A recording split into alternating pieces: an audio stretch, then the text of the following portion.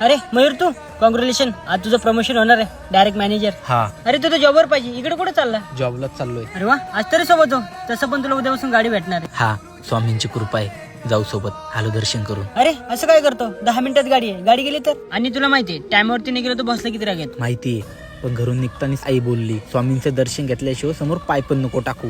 आणि आज जे काय बनलोय ना, ते फक्त स्वामींच्या कृपामुळे आहे. मयूर, गाडी जर गेली ना तर स्वामी नेणार तुला मॅनेजरच्या खुर्चीवर बसायला. तू तर विचार कर, मी चाललो. जातो, येतो मी.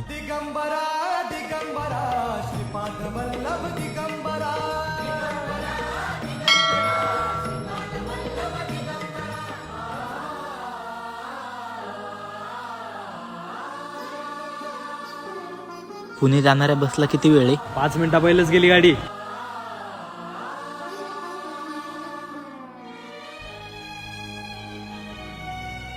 ए, आता काय विचार करतोय?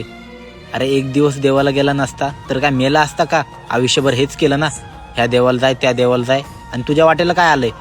फक्त संकट. आज फक्त गाडी नाही गेली तर तुझे स्वप्न आणि तुझी मेहनत पण घेऊन गेली.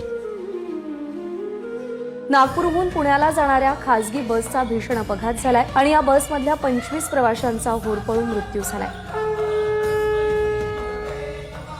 येऊ नकोस, मी तुझ्या पाठीशी.